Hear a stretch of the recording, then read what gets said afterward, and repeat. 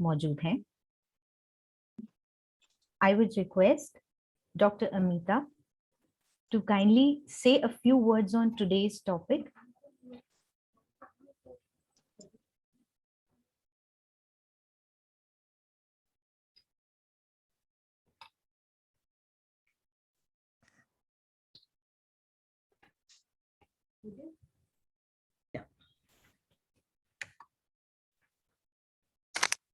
Namaskar and good afternoon, everybody.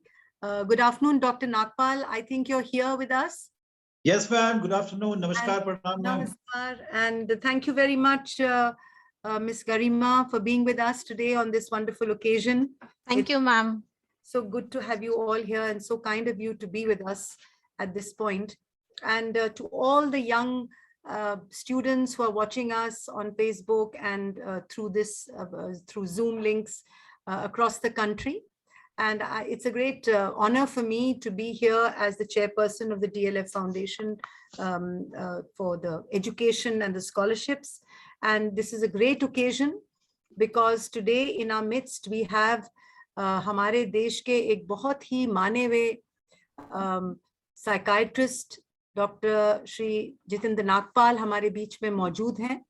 उन्होंने 20 या 25-30 सालों से इतना काम बच्चों के साथ किया है ताकि हर तरह से उनका मानसिक संतुलन पे गौर देके बहुत काम किया है, बच्चों के साथ बहुत प्रोग्राम किए हैं, काउंसलिंग की है और बहुत बड़ा वो एक संस्था चलाते हैं एक्सप्रेशंस इंडिया, जिसने पूरे देश के लिए मिनिस्ट्री के लिए सीबीएसई के लिए तरह तरह के इनिशिएटिव्स किए हैं क्योंकि वो बच्चों को समझते हैं, जानते हैं और बहुत सारी वर्कशॉप्स उन्होंने की हैं जिससे हम सबको, बच्चों को भी, टीचर्स को भी, हम सबको भी, प्रिंसिपल्स को भी बहुत फायदा हुआ है। और ये हमारा बहुत ही स्वभाव है कि डॉक्टर नागपाल हमारे बीच में आज मौजूद हैं। उन्होंने हम अपना कीमती वक्त हमें दिया है। Thank you so very much for being with us doctor Nagpal today. और सब बच्चे जरूर उत्सुक हैं आपको सुनने के लिए। हमारे बीच में गरिमा जी भी हैं। Thank you so much dear for being with us and I know that later on and to Miss Hemlata ji for being with us, and I know that later on Pratishtha will introduce all of you formally to the entire group who is listening to us today. So without any further ado, I will hand over to Pratishtha, क्योंकि आज का जो विषय है जो आमतौर पे deal करता है मेंटल हेल्थ और फिजिकल हेल्थ के ऊपर भी, सोशल हेल्थ के ऊपर भी, क्योंकि हम सबको ये बहुत जरूरी है कि हम खुश रहें, हम तंदुरुस्त रहें और ये सब तभी होता है अगर हमारा मानसिक स्वभाव ठीक रहे, अगर हमारा पालन पोषण, हमारा जो पोषण होता है वो ठीक रहे, हमारा जो रवैया होता है जिससे हम लोग से बातचीत करते हैं, हम क्या कहते हैं, हम क्या सोचते हैं, हमें क्या डिप्रेशन होता है, कि हमें दुख होता है या खुश जल्दी हो जाते हैं, किस तरह के इंसान हम हैं, ये इन सब पे चर्चा होगी। डॉक्टर नागपाल की, मिस हेमलता जी की, गरिमा जी की, इस पे तरह तरह की बातें आपके लिए होंगी। आप भी क्वेश्चंस लेके आना, पूछना उनसे, क्योंकि ये बहुत जरूरी चीज है। With that, I hand over to Pratishtha. Pratishtha, over to you. Thank you. Thank you for those enlightening words, ma'am. आज की पैनल डिस्कशन का विषय या टॉपिक है मेंटल हेल्थ एंड न्यूट्रिशन, यानी कि मानसिक स्वास्थ्य और पोषण। इस विषय पर जैसा कि मैम ने हमारे साथ साझा किया, हमारी जागरूकता को बढ़ाने के लिए और इसके महत्व को समझाने के लिए आज हमारे साथ 3 फील्ड एक्सपर्ट्स मौजूद हैं। Doctor Jitendra Nagpal, who is a renowned psychiatrist and program director, Expressions India. Miss Hemlata Suri, senior counseling psychologist, and ma'am has a specialization of working with students and young adults. And Miss Garima Sharma, who is a nutrition expert as well as diabetes educator. We are very lucky to have a panel group like them, and with your permission, we would like to take this session ahead by commencing that. So, सबसे पहले अगर हम इसकी बात करना चाहें, जो हमने टॉपिक लिया है, जो चर्चा हमारे बीच होने वाली है, can I request Dr. Nagpal to firstly share what is mental health and why is it important? मानसिक स्वास्थ्य क्या है और क्यों जरूरी है कि हम इसके बारे में बातचीत करें? Very, very good afternoon. Thank you, Garima ji. It's indeed such a honor for me to be here. बहुत बड़ा सौभाग्य है मेरा कि आज मैं अमिता मैडम, डॉक्टर अमिता मुल्ला वाटल मैम के आदेश पर, रिक्वेस्ट पे आज मैं यहाँ पे शामिल हूँ। लेकिन ये मेरा बहुत बड़ा फॉर्च्यून है कि मैं डीएलएफ फाउंडेशन के बालकों के साथ, बच्चों के साथ हम ये पोडियम शेयर कर रहे हैं। तो congratulation to all of you for making this possible. और बहुत बड़ा एक हमारे लिए लर्निंग का मौका है। गरिमा जी, मैं तो कहूंगा कि जब हम किशोरों के साथ, so all young ladies, gentleman, adolescents, आप लोग हमारे लिए देश की बहुत बड़ी ऊर्जा हैं। मानते हैं आप? You are the future leader of the nation. सब लोग मानते हैं यहाँ पर? आलोक, Vaishnavi, We can you all all do a agree? thumbs up. Can we all do a Yes. thumbs up? Wonderful. Thank you. Some of you can do double thumbs up also, because you are the main leader for the country. Exactly. You are the future. Adolescents आज यहाँ पे हमारे साथ जो मौजूद हैं, मैं हमारी आदरणीय डॉक्टर अमिता मुल्ला वाटल मैम जानती हैं, वो बहुत टाइम से, बहुत सालों से हमारी देश की शिक्षा के लिए, देश के स्वास्थ्य के लिए मैडम कंट्रीब्यूट कर रही हैं, सोच रही हैं, पॉलिसी बना रही हैं। आज हम लोग सब यहाँ पे शामिल हैं। हेमलता जी हैं, गरिमा जी हैं, हम लोग सब किशोरों से वार्तालाप करने यहाँ आए हैं। हमारे देश के एडोलेसेंट्स दुनिया के सबसे ज्यादा एडोलेसेंट्स हैं। याद रखिएगा, ये कितनी अच्छी बात है। आप देश के तमाम एडोलेसेंट्स जो हैं, यानी कि 10 साल से लेके 19 साल के जो नागरिक हैं, 10 to 19, याद रखना, वो आप सब हैं। हो सकता है कुछ और छोटे बच्चे भी हों यहाँ पे, लेकिन ज्यादातर जो मुझे समझ में आ रहा है, जो दिखाई दे रहा है, वो 10 साल से लेके 19 साल के बच्चे हैं। यानी कि 24% ऑफ द पॉपुलेशन, कम से कम 24% पॉपुलेशन अगर एडोलेसेंट्स की है हमारे देश की, तो आप सोचिए कितने करोड़ हैं। आपके उम्र के बच्चे कितने ज्यादा हैं, अनगिनत।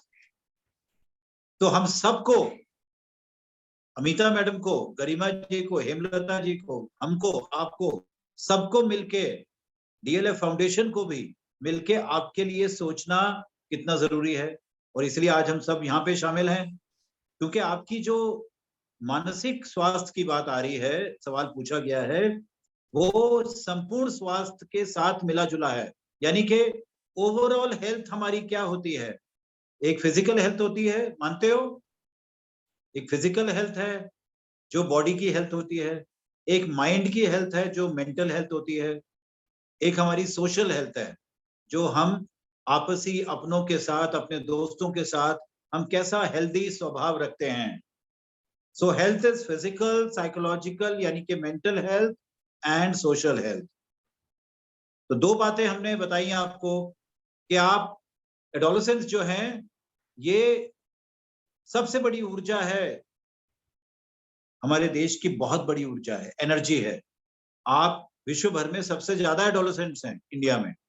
सेकेंड पॉइंट, आपकी जो हेल्थ है, यानी कि आपकी फिजिकल, मेंटल हेल्थ और सोशल हेल्थ बहुत कीमती है। सारी तीनों, केवल मेंटल हेल्थ नहीं, सोशल हेल्थ और फिजिकल हेल्थ भी एक ही साथ जुड़ी हुई है।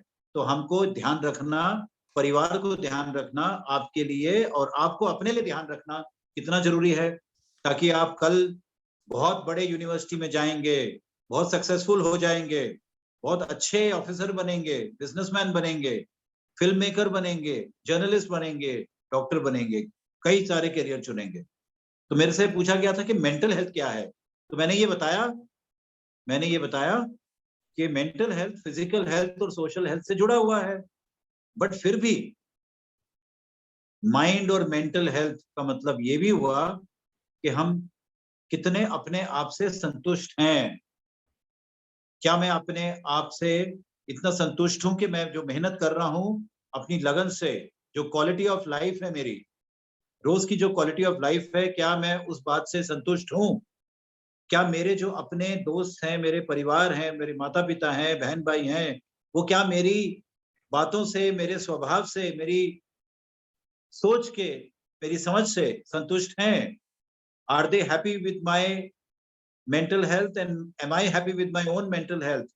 इन सब बातों को हम याद रखें, क्योंकि मेंटल हेल्थ की परिभाषा सिर्फ एक ही लाइन में नहीं है। वो एक क्वालिटी ऑफ लाइफ है, वो एक ग्रैटिट्यूड है, वो एक पॉजिटिव क्वालिटी है कि हम स्कूल जा रहे हैं तो हम कैसे कितने खुश हैं, हम परिवार में हैं तो हम कितने संतुष्ट हैं और हम खुश हैं। That is my mental health.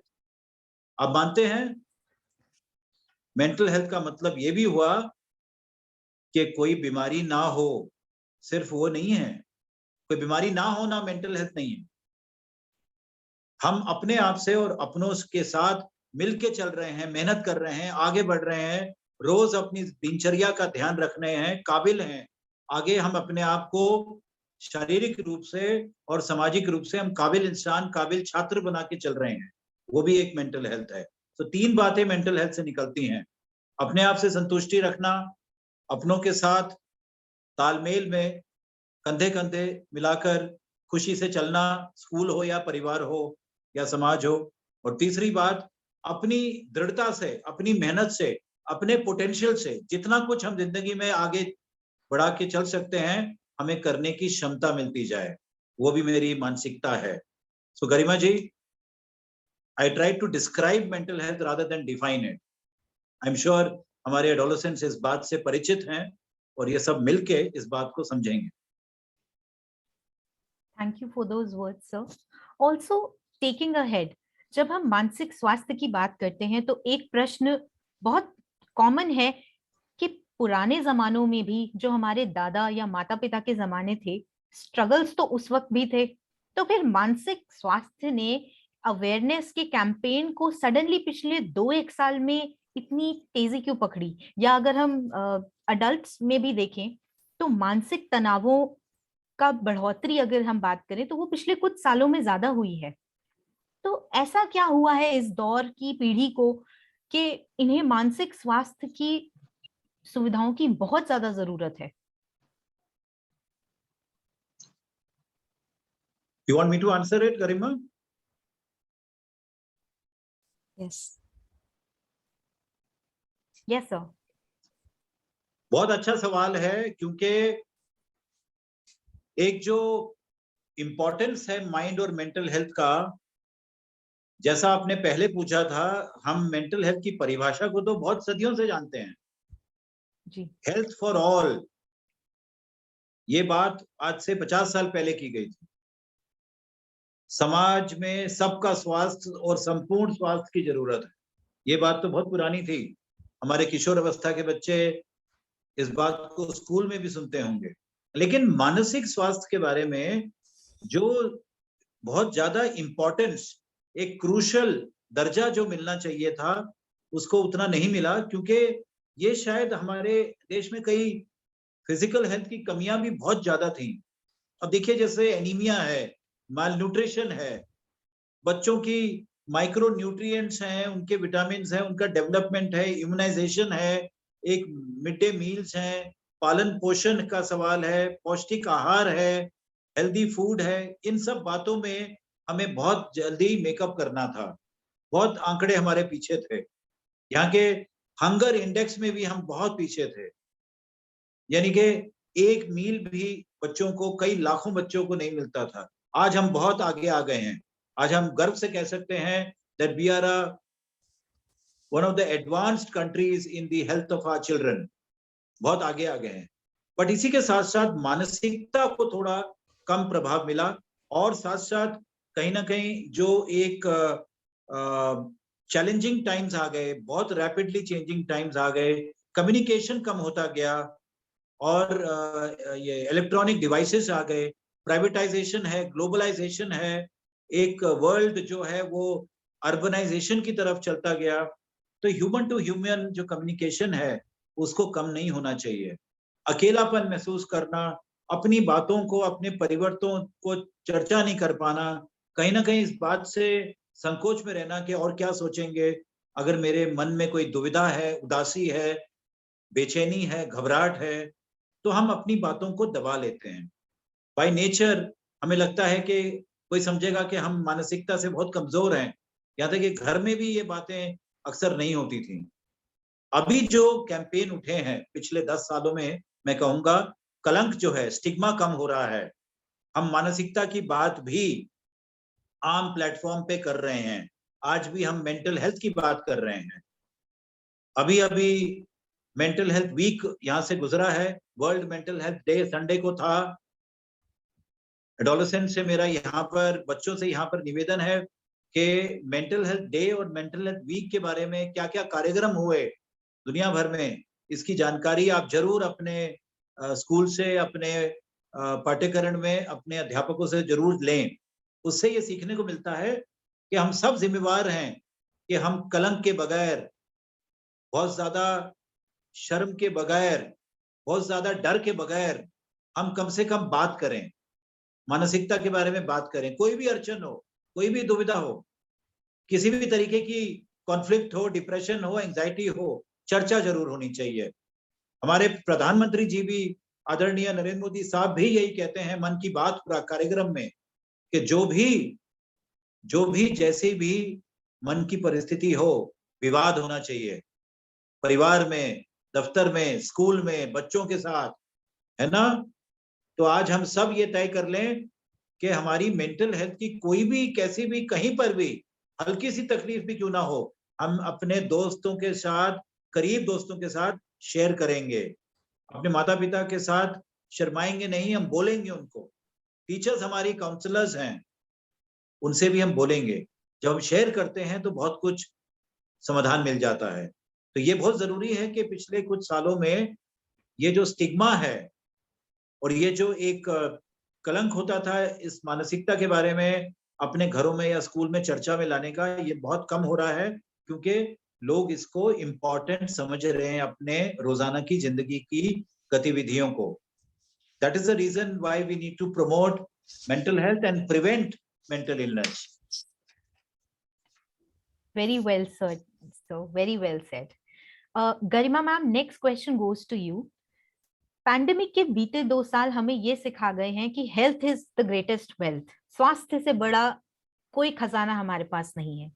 जैसा कि सर ने बहुत ही सुंदर तरीके से हाईलाइट किया मानसिक स्वास्थ्य के बारे में, क्या फिजिकल हेल्थ और मेंटल हेल्थ आपस में कनेक्टेड हैं? एंड इफ यस, तो ये स्टूडेंट्स की लाइफ पर किस तरह का प्रभाव डालेगा? Thank you, Pratishtha, and thank you everyone for calling me for this webinar. जो क्वेश्चन आपने मुझसे पूछा है वो बहुत ही एक बहुत नाजुक सा क्वेश्चन है। मेंटल हेल्थ और जो फिजिकल हेल्थ है वो एक दूसरे के साथ इंटर रिलेटेड है। हम कभी भी ये नहीं बोल सकते कि मेंटल हेल्थ अलग है और फिजिकल हेल्थ अलग है।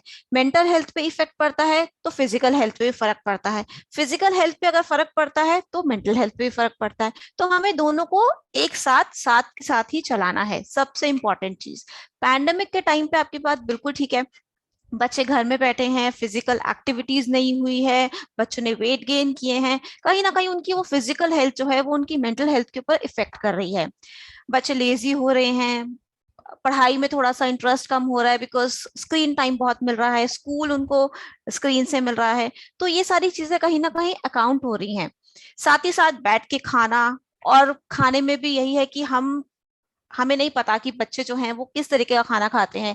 बिंजिंग भी करते हैं बच्चे, बीच बीच में उठ के खाते भी हैं, सब कुछ करते हैं। तो हमें इन सब चीजों का बहुत ध्यान देना है कि बच्चा खा क्या रहा है, उससे उसकी फिजिकल फिटनेस पे कितना फर्क पड़ रहा है, क्योंकि वो डायरेक्टली उसकी मेंटल हेल्थ के ऊपर इफेक्ट करेगा। जहां तक हम बात करें खाने की, तो वो बहुत ज्यादा इंपॉर्टेंट है कि बच्चों को पता होना चाहिए, बच्चे के पेरेंट्स को भी पता होना चाहिए कि हमें किस तरीके का खाना खाना है। आजकल मार्केट में बहुत चीजें अवेलेबल हैं, आप बाहर जाओगे आपको बहुत सारी चीजें मिलेंगी, बच्चे इंटरनेट पे हैं, बच्चों को बहुत चीजें दिखेंगी, बहुत सारे नए नए डील्स भी मिलेंगे, बर्गर्स, पिज्जाज। और कहीं ना कहीं जब आप बाहर की चीजें खाते हो तो आप घर के खाने पे इतना ज्यादा इन्फ्लुएंस नहीं हो पाता है, इतना ज्यादा आप ध्यान नहीं देते, क्योंकि test is the very important thing nutrition में। सो हमें बैलेंस डाइट खानी चाहिए, सबसे इंपॉर्टेंट वो चीज है कि हम बैलेंस डाइट खाएं। बैलेंस डाइट में मतलब ये नहीं होता कि हमें सिर्फ रोटी सब्जी दाल चावल ही खाना है। हम जो पिज्जाज बर्गर्स हैं उनको भी एक अच्छे फॉर्म में, एक अच्छे न्यूट्रिशियस फॉर्म में कन्वर्ट करके खा सकते हैं। जैसे कि जो पिज्जा बेस है वो है तो मैदे का, हम उसको घर में ही आटे का बना के उसके खूब सारी वेजिटेबल्स डाल दें। चीज थोड़ा बहुत खा सकते हैं बच्चे, एडोलेसेंट एज है, इस टाइम पे आपको जरूरत है बहुत ज्यादा अपनी डेवलपमेंट की, तो कैलोरीज भी इंक्रीज हो जाती हैं, तो वो हम डाल सकते हैं। लेकिन उसके साथ हम फ्रेश पनीर ऐड कर दें ताकि जो फैट कंटेंट है उसका उतना ही रहे। बिकॉज क्या होता है कि जब हम खाना खाते हैं, अगर हम खाना ज्यादा खाएंगे बेसिकली, उसमें न्यूट्रिशन के साथ साथ आपका बहुत सारी एक्स्ट्रा कैलोरीज भी चली जाती हैं, जिससे बच्चे वेट गेन कर रहे हैं। और वो एक बहुत मेजर फैक्टर है कि यहाँ पे इनफैक्ट मैं हॉस्पिटल में हूँ, मेरे पास बहुत बच्चे आ रहे हैं इस 2 साल में ओबेसिटी को लेके, और सारे एडोलेसेंट हैं। सबसे बड़ी प्रॉब्लम पढ़ाई का टेंशन, पढ़ाई का प्रेशर, उसके ऊपर खाने में कोई वो नहीं है, बस बैठ रहे हैं खा रहे हैं, फिजिकल एक्टिविटी नहीं है। तो इनसे क्या हो रहा है, कहीं ना कहीं मेंटल हेल्थ पे इफेक्ट पड़ रहा है। Well said, ma'am. Hemlata ma'am, we would like to request you, अगर आप हाईलाइट कर सकें कि स्टूडेंट्स को कैसे पता चल सकता है कि वो मानसिक रूप से स्वस्थ हैं या फिर उन्हें अब काउंसलिंग की जरूरत है। एज अ स्टूडेंट वो कैसे आइडेंटिफाई कर सकते हैं? क्या कोई चेकलिस्ट है या टिप्स हैं? Ma'am, you can unmute yourself.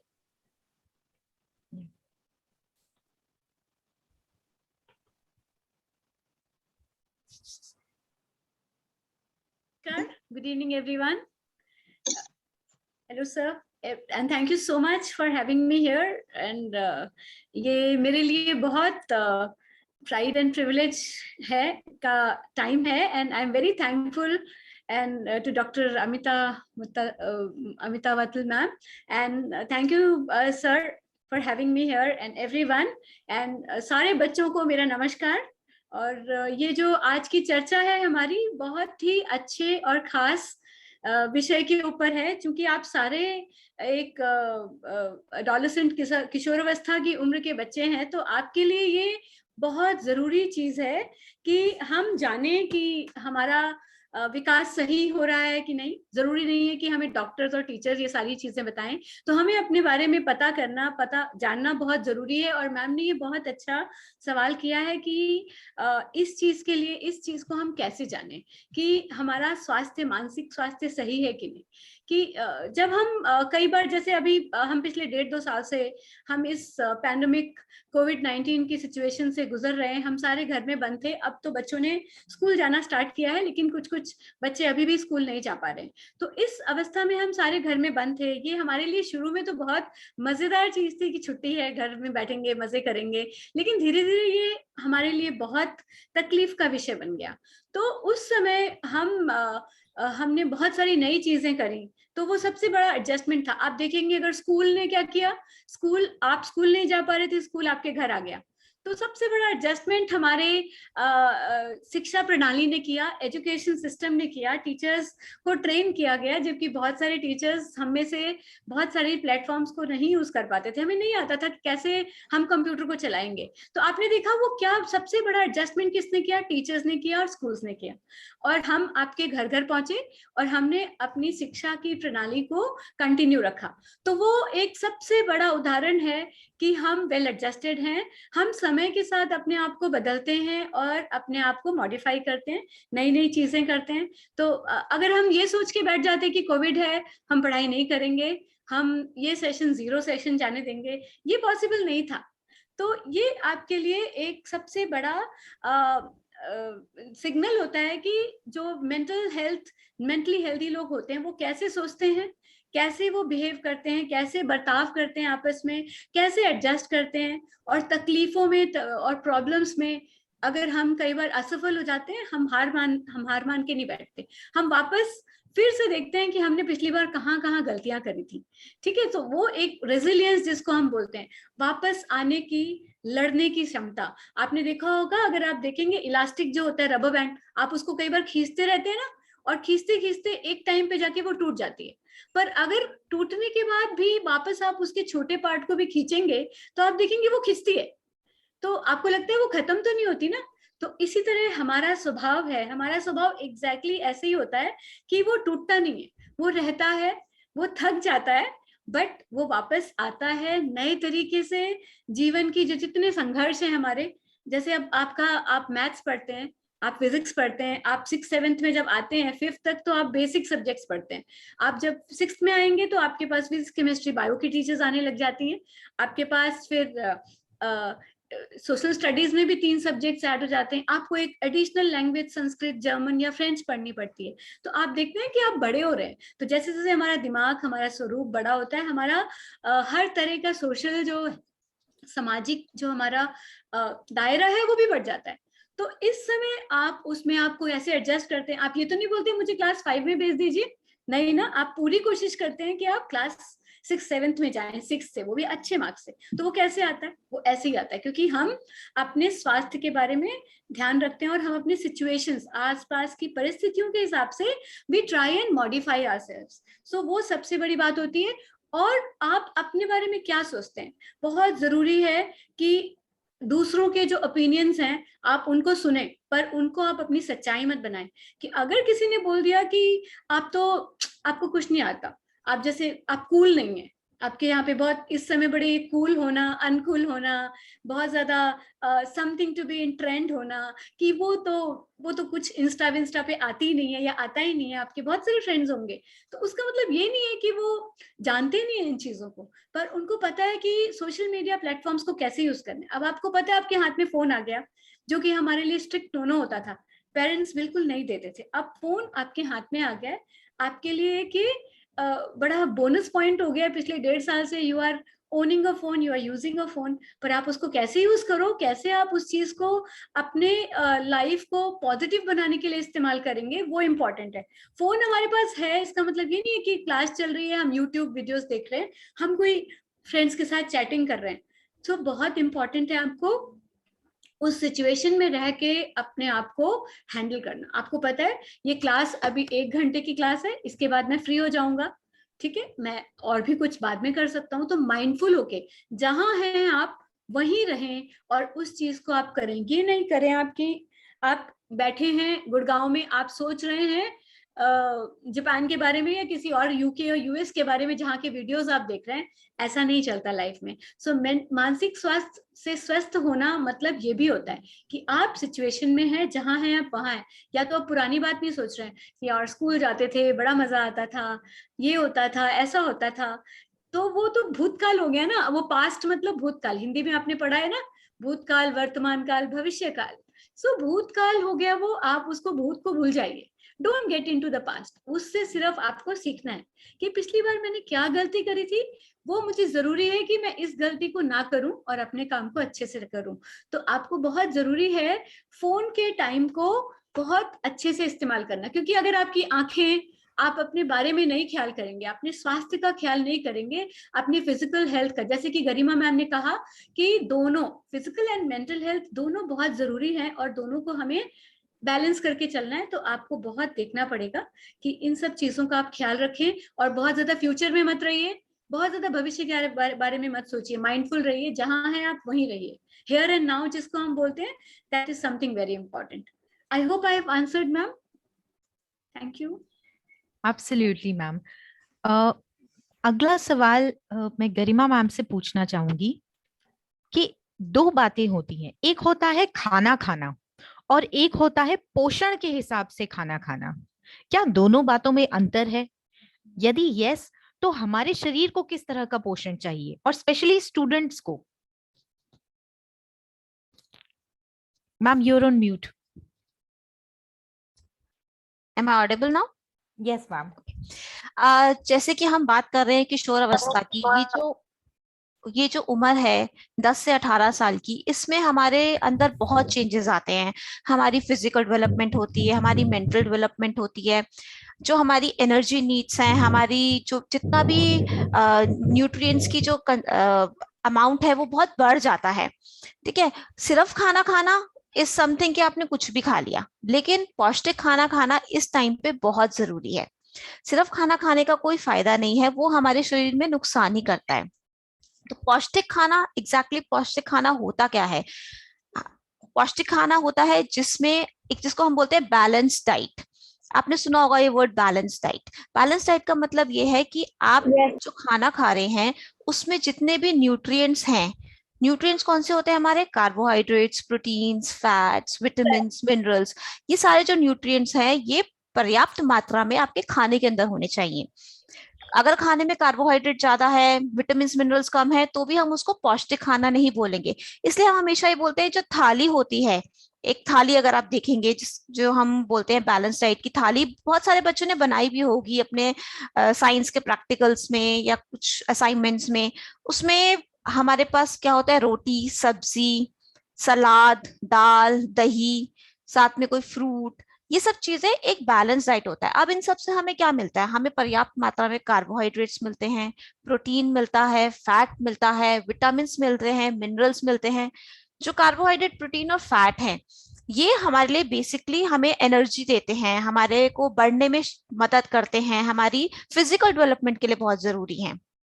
जब हम बात करते हैं विटामिन और मिनरल्स की, ये बहुत कम मात्रा में चाहिए होते हैं, हमारी सब्जी में, फल में, इन चीजों में मिलते हैं, लेकिन ये हमारे मानसिक और फिजिकल दोनों हेल्थ के लिए बहुत इंपॉर्टेंट है, क्योंकि ये हमें मदद करते हैं कि हमारे जो खाना है वो अच्छे से एब्जॉर्ब हो जाए शरीर के अंदर, हमारे माइक्रो न्यूट्रिएंट्स हमें और बीमारियों से बचाएं। जैसे पैंडेमिक फैला था, कितनी बीमारियां फैल रही थी साथ के साथ, अभी भी इतनी बीमारियां हैं, तो हमारी जो और बीमारियां हैं उनसे रक्षा करने के लिए हमें विटामिन की बहुत जरूरत होती है। वो एंटीऑक्सीडेंट्स की तरह भी काम करते हैं। मिनरल्स हमारे लिए बहुत जरूरी होते हैं क्योंकि वो हमारी ग्रोथ के लिए बहुत इंपॉर्टेंट होते हैं। कैल्शियम हो गया, वो हमारे को लंबा, क्योंकि ये उम्र हमारी ऐसी है, हमें लंबा होना है, हमें अपने आप को डेवलप अच्छे से करना है, क्योंकि हमारे शरीर में चेंजेस भी आ रहे हैं। कार्बोहाइड्रेट्स हमें ताकत देते हैं। प्रोटीन अगेन हमारी बॉडी को बढ़ाता है। अगर हम अच्छे से प्रोटीन, कार्बोहाइड्रेट नहीं लेंगे तो हमारी हाइट नहीं बढ़ेगी, हमारा प्रॉपर डेवलपमेंट नहीं होगा, जो हमारे अंदर चेंजेस आने चाहिए इस उम्र में वो नहीं आएंगे, वो डिले हो जाएंगे। तो इसलिए बैलेंस डाइट बहुत इंपॉर्टेंट है, इस उम्र में तो बहुत ही इंपॉर्टेंट है, इसके आगे पीछे भी। साथ ही साथ इस टाइम पे हमारा जो खाना है, वो देखा होगा बच्चों को भूख बहुत लगती है इस टाइम पे, बच्चे बार बार मांगते हैं कि हमें भूख लग रही है, खाना खाना है, और क्या करते हैं? लैंड अप करते हैं बिस्किट खाने में, चिप्स खाने में। तो हमें क्या करना है? हमें हेल्दी चीजें इसकी जगह खानी है। जैसे कि हम भूख लग रही है तो हम कुछ मूंगफली खा लें, या हम और कुछ नहीं तो पॉपकॉर्न खा लें, वो ज्यादा बेटर है कि हम कोई बाहर के पकोड़े, समोसे खाएं। आप बेसन की कोई चीज बना सकते हैं। पेरेंट्स ऐसा कर सकते हैं कि कुछ पौष्टिक चीजें जैसे चना, मूंगफली, गुड़ को मिला के बर्फी, लड्डू टाइप बना के बच्चे के लिए रख लें, ताकि वो बीच बीच में खा सके, क्योंकि इस एज में बच्चे की जब डेवलपमेंट हो रही है तो उसे भूख भी ज्यादा लगती है, और ये एक नॉर्मल चीज है। बट उसके साथ हमारे को अच्छे से अपनी सेहत का ख्याल भी रखना है, हमें फिजिकल एक्टिविटी भी साथ के साथ करनी है, क्योंकि अगर हम अपने शरीर को हिलाएंगे नहीं तो वो बढ़ेगा कैसे? ताकत के साथ साथ ये चीजें भी चाहिए। तो बैलेंस डाइट बेसिकली वो होती है जो हमारे खाने में सारे के सारे न्यूट्रिएंट्स देती है, जो हमारे डेवलपमेंट के लिए बहुत जरूरी है, हमारे मानसिक। मैम, हाँ जी बेटा बोलो। Ma'am what is obesity? What is obesity? Obesity Yes, का ma'am. मतलब, ओबेसिटी इज जब आपका वजन बहुत बढ़ जाता है। एक WHO ने criteria, the world health organization ने क्राइटेरिया बना रखा है जिसमें हम BMI देखते हैं आपका वेट और हाइट के हिसाब से। जब आपका वेट जो है वो आपकी हाइट के हिसाब से बहुत ज्यादा हो जाता है तो हम उसको ओबेसिटी बोलते हैं। और वो ओबेसिटी का कारण क्या है? आजकल ओबेसिटी का कारण यही है कि हम जंक फूड बहुत खाते हैं, हम हाई फैट फूड बहुत खाते हैं, हम फिजिकल एक्टिविटी नहीं करते हैं, तो ये ओबेसिटी में चला जाता है। Mom, I have a doubt. Okay, students will take doubt questions at the end. Okay, just type them in the chat box. हम आप सभी के सवालों को एक साथ एंड में लेंगे।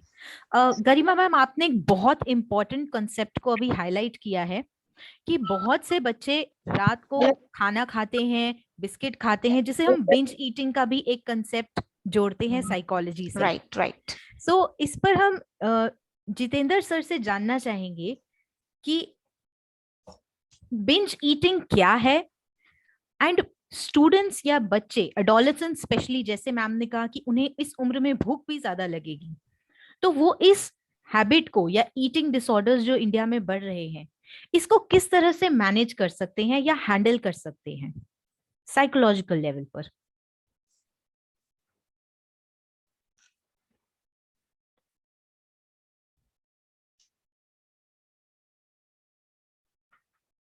So you are on mute. Ma'am, hello ma'am, नमस्ते कशिश, मैम। हाँ हाँ जी जी, कशिश, प्रियम जी। हाँ जी जी, हाँ एक- जी।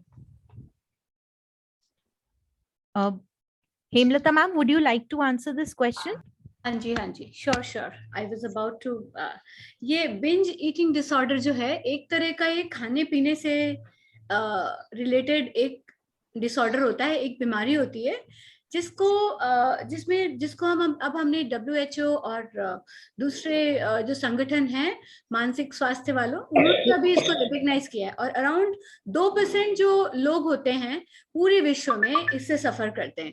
तो उसमें ये बेसिकली आपके बहुत एडिशनल जो दूसरे हेल्थ इश्यूज उससे फर्क आपके शरीर पे डालते हैं, क्योंकि ये सिर्फ एक मेन समस्या नहीं है, बट ये बहुत सारी दूसरी चीजों को लेके आती है अपने साथ। अगर हम ज्यादा खाना खाते हैं और हम बहुत किसी भी टाइम पे जब हमारा मन हो रहा है हम खाना शुरू कर देते हैं, तो बहुत तकलीफ हो जाती है। आपने देखा होगा कि एक जैसे बस होती है या ट्रेन या बस के सामने हम बस स्टॉप पे जब खड़े होते हैं, उसमें एक पर्टिकुलर एक मतलब एक नंबर होता है जितने लोग उसमें चढ़ सकते हैं, जितनी सवारियां उसमें ट्रैवल कर सकती हैं। जब उससे ज्यादा लोग ट्रैवल करते हैं, आपने बॉम्बे की ट्रेन्स में भी देखा होगा, लोकल ट्रेन्स में भी देखा होगा, जब बाहर लोग लटक रहे होते हैं तो क्या होता है, बहुत ज्यादा तकलीफ होती है। उनको खतरा रहता है कि शायद कोई दुर्घटना घट सकती है। सेम चीज हमारे शरीर के साथ होती है।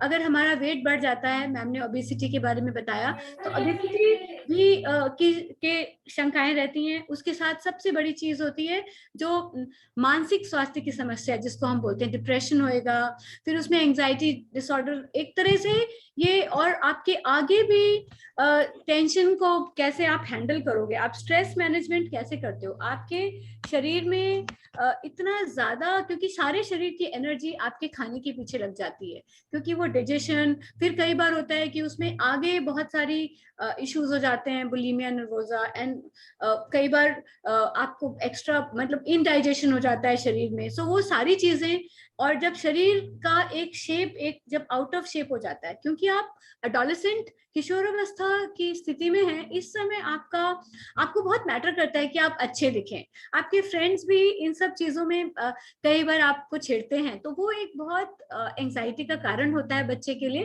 बहुत एम्बैरेसिंग लगता है कि बच्चों को जब अलग अलग नामों से हम चिढ़ाते हैं, बॉडी शेमिंग करते हैं। ये एक इशू बहुत ज्यादा इस उम्र के बच्चे फेस करते हैं। तो हम जब देखते हैं कि ईटिंग डिसऑर्डर सिर्फ खाने के बारे में नहीं है, ये जबकि एक मानसिक स्वास्थ्य की बहुत गहरी समस्या है, जिसके लिए हमें काफी सारा काम करने की जरूरत होती है। जब ऐसी समस्या में कोई भी बच्चा फंस जाता है, तो उसके लिए हमें एक पूरा इंटरवेंशनल प्लान बनाना पड़ता है। उसके लिए हमें फिजिकल एक्टिविटी, तो इसीलिए आप अगर अभी से इसी समय से आप अपने खाने को सिर्फ पेट भरने और स्वाद के लिए ना खाएं।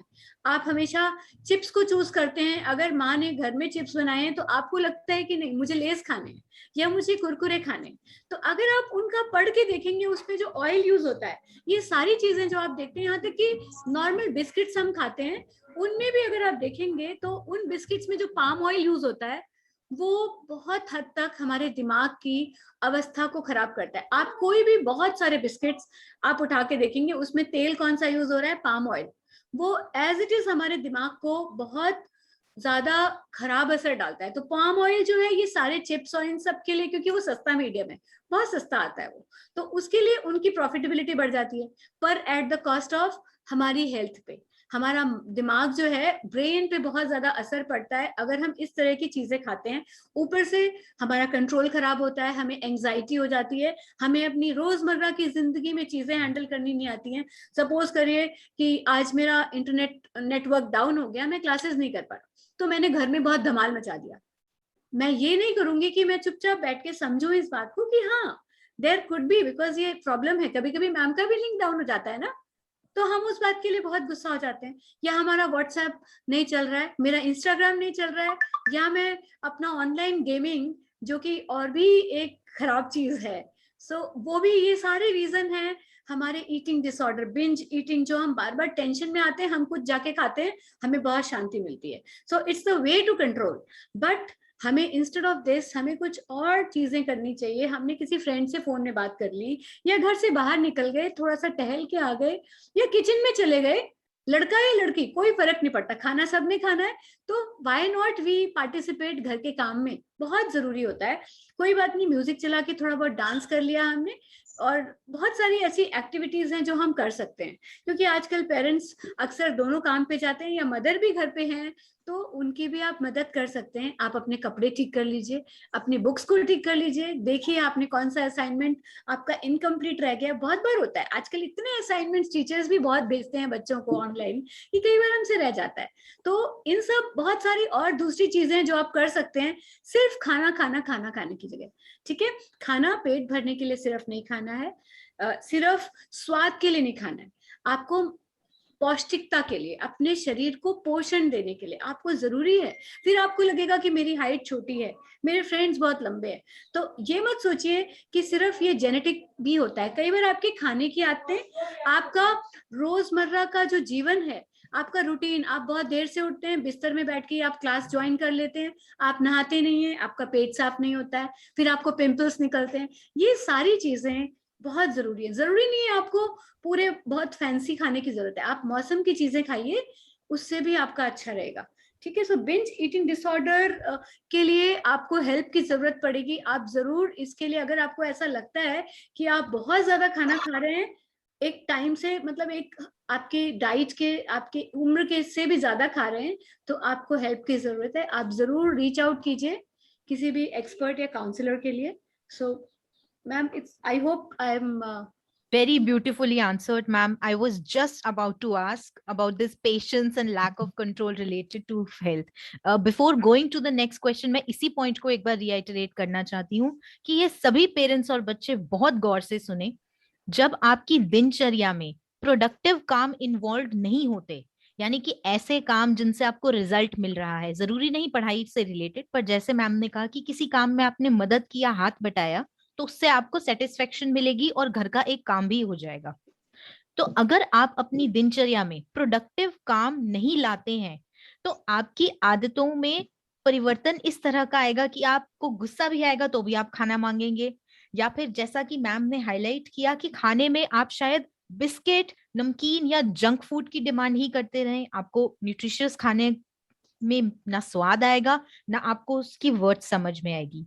So very beautifully said. अगर आपको ऐसा लग रहा है कि बच्चे में खाने की हैबिट्स बिगड़ रही हैं, तो कहीं ना कहीं वो सबसे पहला इशारा है कि आपको मदद की जरूरत है, और बच्चे को या तो किसी काउंसलर या आपके नियर बाय, अगर काउंसलर नहीं है तो कोई एक एजुकेटेड टीचर या एक्सपर्ट के पास मिलवाएं जरूर, ताकि दिक्कत आइडेंटिफाई की जा सके। गोइंग टू द नेक्स्ट, प्रतिष्ठा, yes ma'am. I would like to add one thing. इसमें सबसे इम्पोर्टेंट है कि बच्चे खुद भी अपने आप को एसेस करें कि उन्हें भूख किस टाइम लग रही है ज्यादा, क्योंकि कुछ बच्चे ऐसे आते हैं जिनको स्ट्रेस में बहुत भूख लगती है, वो कुछ भी खाते हैं। कुछ बच्चे हैं जो सिर्फ टीवी या क्लास के टाइम ही खाते हैं, कुछ हैं जो एंजाइटी में खाते हैं, कुछ हैं जिनके पेट में बहुत दर्द होता है एग्जाम से पहले। तो ये पहले बच्चों को भी आइडेंटिफाई करना पड़ेगा और पेरेंट्स को भी आइडेंटिफाई करना पड़ेगा कि बच्चा कब खा रहा है और ज्यादा क्या खा रहा है। और बच्चों को मैं ये जरूर समझाऊंगी कि जब आपके पास इतना सोशल मीडिया है तो आप खुद से रेसिपीज ढूंढिए, खुद से बनाइए। आजकल बहुत अच्छी रेसिपीज आ रही हैं इंटरनेट पे, अगर आप सर्च करोगे बहुत न्यूट्रिशियस रेसिपीज आ रहे हैं। आप अलग अलग तरीके के सैलेड्स बना सकते हो जो कि बहुत ही अच्छे होते हैं, बहुत ही न्यूट्रिशियस होते हैं। This brings us to a question, ma'am. जैसे weight management is the most trending topic on social media. Right. चाहे हम किसी भी social media platform को देखें तो उसमें सबसे ज्यादा posts, updates या assistance के लिए queries ये वेट मैनेजमेंट से जुड़ी हुई है। वेट मैनेजमेंट बच्चों के लिए हम बता दें कि पतला कैसे होएं, या हमारी बॉडी को हम बेहतर बनाना चाहते हैं, या फिर कई बच्चे अलग अलग तरीके ढूंढते हैं डाइट करने के, या फिर इंटरमिटेंट फास्टिंग। सेलिब्रिटीज की स्टोरीज को बच्चे बहुत फॉलो करते हैं कि सो एंड सो सेलिब्रिटी ने अपना वजन घटाया या अपने शरीर को फिट इस तरह से जिम जाकर एक्सरसाइज करके बनाया। This is a very trending topic. Right. So जैसे आपने हाईलाइट किया, कहीं ना कहीं हमें ये भी लगता है कि कई बार बच्चे सोशल मीडिया के इन्फ्लुएंस के चलते सही और गलत, यानी कि क्या फॉलो करना है क्या नहीं फॉलो करना है, इसकी समझ में थोड़ा उलझ के रह जाते हैं। Like we had a case of one student जिसने अपने आप से ही कीटो डाइट शुरू कर दिया, जिसमें सिर्फ प्रोटीन खाना होता है। नतीजा ये हुआ कि उसको काफी सारे हेल्थ कॉम्प्लिकेशंस हुए। तो बच्चों को किस तरह से हम गाइड कर सके कि क्या हद है सोशल मीडिया की इंफॉर्मेशन को फॉलो करने की, और कहाँ आपको रोक लगानी है? देखिए, सोशल मीडिया पे हमें बहुत सारा कुछ दिखता है, बहुत कुछ देखते हैं बच्चे, हम इस बात को एक्सेप्ट कर रहे हैं, लेकिन सबसे पहले बच्चों को ये समझना जरूरी है कि ये जो इनकी एज है ये ग्रोइंग एज है। इसमें बच्चे बढ़ रहे हैं, इनका मेंटल डेवलपमेंट हो रहा है, इनका फिजिकल डेवलपमेंट हो रहा है। इस टाइम पे इस तरीके की डाइट्स लेंगे तो अपना नुकसान करेंगे। जैसे कि आपने एग्जाम्पल दिया है, सोशल मीडिया पे आपको बहुत तरीके के डाइट्स मिलेंगी, लेकिन वो सारी डाइट्स जो होती हैं वो कहीं ना कहीं बहुत ही ज्यादा नुकसान करती हैं लॉन्ग रन में। ठीक है, एक्ट्रेसेस को, फिल्म पर्सनालिटीज को देख के अगर हम फॉलो करें उन्हें, तो वो उनका एक अलग दुनिया है। मैं ये समझाना चाहती हूँ बच्चों को कि उनकी एक अलग दुनिया है, उनके एक अलग खाने का तरीका है, तो हमें उनको तो बिल्कुल भी फॉलो नहीं करना चाहिए। दूसरी चीज ये कि ओबिस, जब मोटापे की बात आ रही है, अगर मोटापा आ रहा है तो उसका रीजन फाइंड करना है, क्योंकि इस उम्र में मोटापा इतनी आसानी से नहीं आता है। अगर आप ढंग से खाएंगे नहीं, आप वही जो बिंज ईटिंग करेंगे, पौष्टिक खाना नहीं खाएंगे, तो मोटापा तो आएगा ही। फिजिकल फिटनेस नहीं करेंगे, इस टाइम पे आपको एक्टिविटी का बहुत ध्यान रखना है। न्यूट्रिशन और एक्टिविटी ये दो बहुत इंपॉर्टेंट पार्ट्स हैं जो हमें देखने चाहिए वेट मैनेजमेंट के लिए। अगर आप सिर्फ अच्छा खाना खाएंगे और कोई फिजिकल फिटनेस नहीं करेंगे तो भी ये जरूरी नहीं है कि आपको वेट गेन नहीं होगा, क्योंकि आजकल जो प्लेटफॉर्म चल रहा है, जो हमारा तरीका है पढ़ने का, सब काम करने का, हमारी जो फिजिकल एक्टिविटीज है वो पहले से बहुत कम हो गई है। ठीक है ना, पैंडेमिक में हमने बच्चों को बाहर भी नहीं निकाला, तो वो भी एक एडेड चीज हो गई है। सोशल मीडिया पे जो प्लेटफॉर्म चल रहा है वो बच्चों के लिए, हाँ ठीक है, इन्फ्लुएंस बहुत करता है वो बच्चों को, नो डाउट। बच्चे क्या, वो एडल्ट्स भी देखते हैं, लेकिन बच्चों को ये समझना बहुत जरूरी है कि ये उनकी ग्रोइंग एज है। इस टाइम पे अगर वो इस तरीके की डाइट्स फॉलो करेंगे तो वो उन्हें नुकसान करेंगी, वो उनके शरीर को नुकसान करेगी। जो डेवलपमेंट होना चाहिए, जिस तरीके से उन्हें डेवलप होना चाहिए, जिस तरीके से उनकी बॉडी होनी चाहिए, वो वैसी नहीं बनेगी।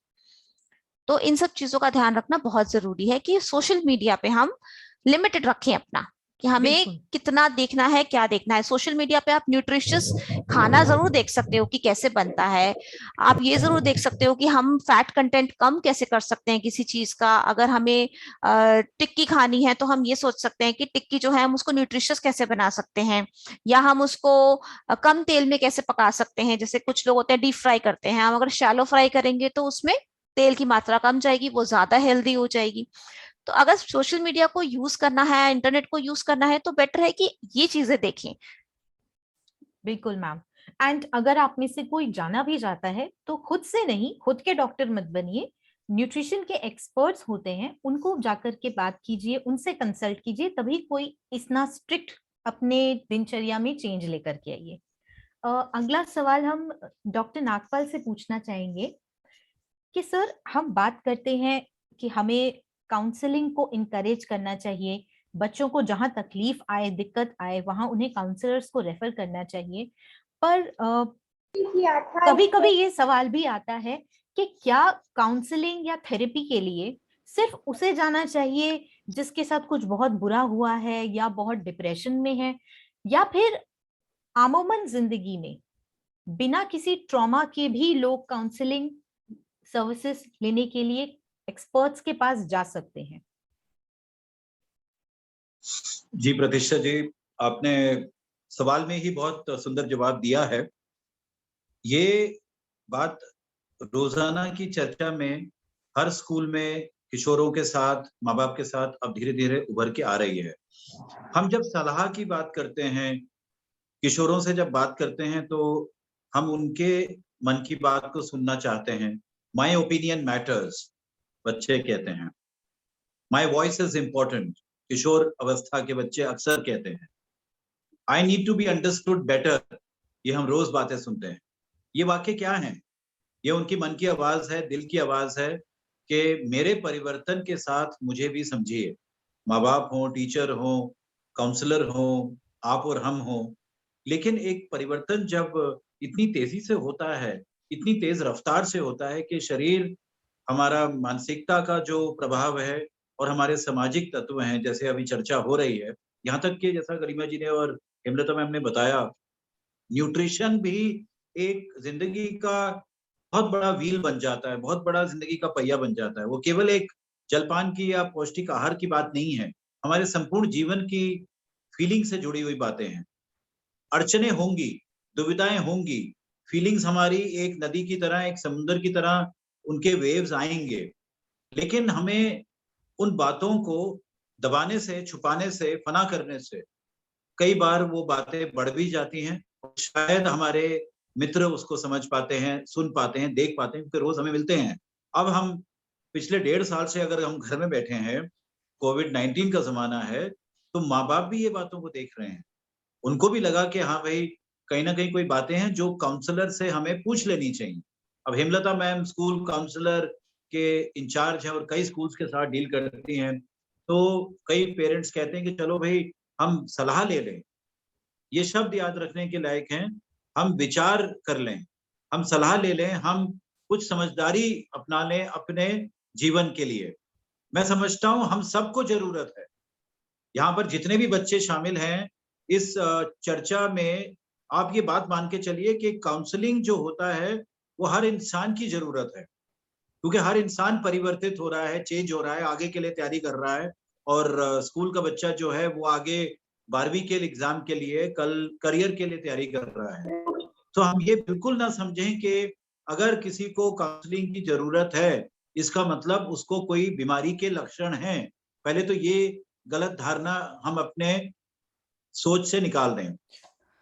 हम सबको विचार-विमर्श की, सलाह की, एडवाइस की ज़रूरत होती है और हमारी जो काउंसलर हैं, क्योंकि उनका काम भी यही है और कई तरह से इन कई पहलुओं को एडवाइस करते हैं काउंसलर।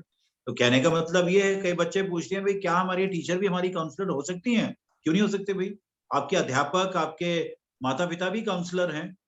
लेकिन कभी-कभी कोई विशेष बातें हमारे मन की होती हैं, पढ़ाई से रिलेटेड हों, हमारे बॉडी इमेज से रिलेटेड हों, हमारे दोस्तों की जो कॉन्फ्लिक्ट हैं या उनके साथ कई बार बातें हों, कोई शरीर में कोई लक्षण हो ऐसे, तो डॉक्टर हो या काउंसलर हो, उनके साथ मिलने के लिए अपना आगे आने का जो हिम्मत है, वो जारी करनी चाहिए। यहाँ तक कि माँ-बाप को कन्विंस करें। हमारे एडोलेसेंट्स कई बार माँ-बाप को कन्विंस करते हैं, चलो हम लोग एज़ अ फैमिली चल के काउंसलर से बात करते हैं। इसका मतलब ये नहीं है कि केवल पेरेंट्स सोचें या टीचर्स सोचें। हमें गर्व है हमारे एडोलेसेंट्स पर। सो काउंसलिंग प्रोसेस केवल बीमारियों के लिए नहीं होता है कभी भी, याद रखिए। हम रोज़ाना की, रोज़मर्रा की ज़िंदगी की बातों के लिए एडवाइस, सलाह, विचार-विमर्श के लिए भी अप्रोच करें, करियर के लिए अप्रोच करें, कुछ हमें आगे चूज़ करना है ज़िंदगी में। यहाँ तक कि न्यूट्रिशनल काउंसलर आज हमारे साथ हैं, गरिमा जी से अप्रोच करें, पूछें उनसे कि क्या हमारी कंसंट्रेशन, अटेंशन या हमारा मिजाज हमारे जलपान से रिलेटेड है? आंसर येस है कि नहीं? So counselling is a very big word, counsellor is a very big responsibility. हमारी टीचर भी एडवाइस कर सकती हैं काउंसलिंग के लिए, हमारे माँ-बाप भी काउंसल कर सकते हैं हमारे लिए। हम भी अपने सहपाठियों के लिए, साथियों के लिए एक अच्छे काउंसलर बन सकते हैं। लेकिन हमारी जो स्कूल की काउंसलर होती हैं, वो हमें स्पेशलाइज्ड वे में कोई कठिनाई, अगर कोई दिक्कत या कोई दुविधा ज़्यादा है, तो उसमें उनका रोल प्रथम आ जाता है फिर। ठीक है? जी। Thank you, sir. One very common query among the students, जो बच्चों की तरफ से हमें आती है, जो पेरेंट्स की तरफ से हमें आती है, क्योंकि हम ये पहलू डिस्कस कर रहे हैं काउंसलिंग का, इसके बच्चों में गुस्सा बहुत है, बच्चों को गुस्सा बहुत आने लगा है। या हम आए दिन वायलेंस रिलेटेड इंसिडेंट्स का बहुत इंक्रीज दे रख रहे हैं, स्पेशली स्टूडेंट पॉपुलेशन या स्कूल गोइंग पॉपुलेशन में। और इससे बच्चे खुद भी परेशान हैं, वो खुद भी इन चीजों को मैनेज करने के लिए कि मैम गुस्सा कैसे मैनेज करें, हम समझ नहीं पाते कि गुस्से में हम क्या करें। तो इस पर किस तरह से हम उनको गाइड कर सकते हैं?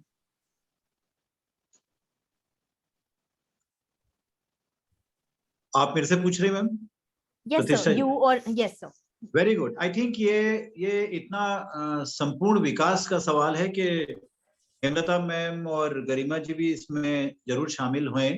मैं ये बताना चाहूंगा कि बात किशोरों को गुस्सा आता है सिर्फ वहां तक नहीं है। आजकल तो बात ये भी होती है कि बहुत छोटे छोटे बच्चों को इतना गुस्सा क्यों आता है।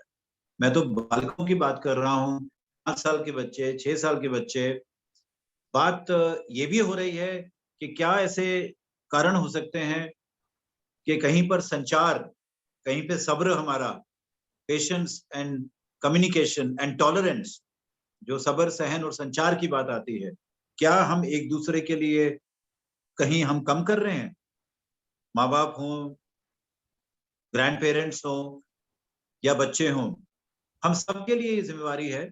स्कूल्स हमें मदद करने के लिए तैयार हैं इस बात को समझने के लिए, क्योंकि बहुत हल्की हल्की रोजाना की बातें जो होती हैं, वो खाने पीने से रिलेटेड हो या नींद से रिलेटेड हो या पढ़ाई से हो या साफ सफाई से या अपनी स्वच्छता से हो, बहुत छोटी छोटी बात पे अक्सर रिपोर्ट किया जाता है कि बच्चों में चिड़चिड़ापन बढ़ गया है, एक गुस्से की भावना, एक हिंसक भावना भी बढ़ी हुई है।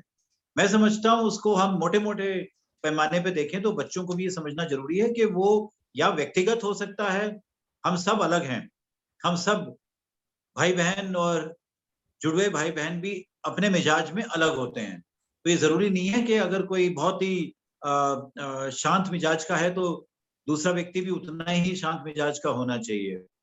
लेकिन कौन से कारण हैं जो प्रोवोक करते हैं, बहुत इजीली प्रोवोक करते हैं, बहुत जल्दी रिएक्ट करने पर मजबूर करते हैं एक बच्चे को?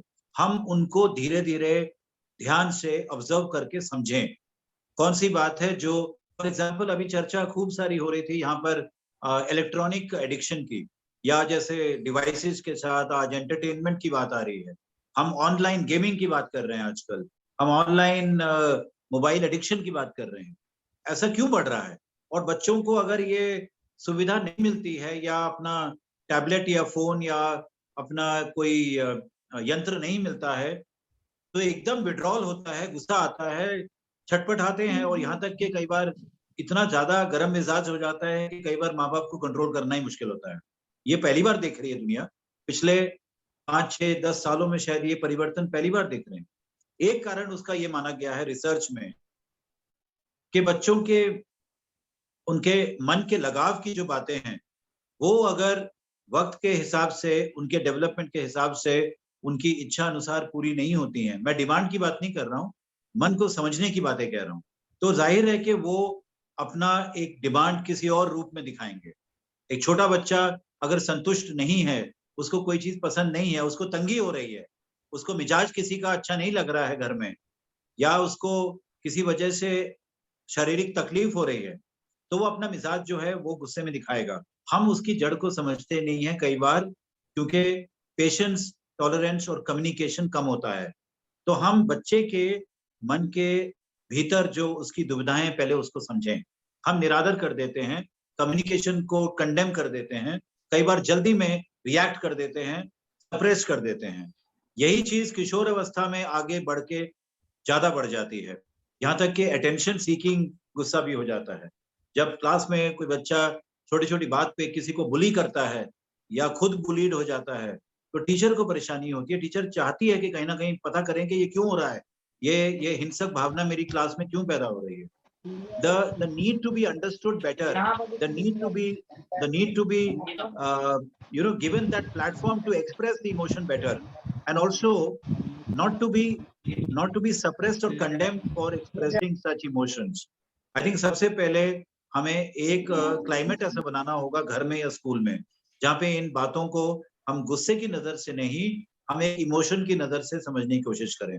मैं जरूर निवेदन करूंगा बोथ हेमलता जी से और गरिमा जी से, वो अपना तजुर्बा इस बारे में जरूर बताएं, क्योंकि अब हमारे लिए एक वायलेंस की जो बात है किशोरों में, बुलिंग की जो बात है किशोरों में, एग्रेशन जो स्कूलों में बढ़ता जा रहा है, और अभी तो खैर ऑनलाइन एग्रेशन बहुत देखा गया, ऑनलाइन बुलिंग बहुत देखी गई है, और ऑनलाइन गेमिंग एडिक्शन के तहत कहीं पे इमोशनल रिएक्शन बहुत ज्यादा देखे गए हैं।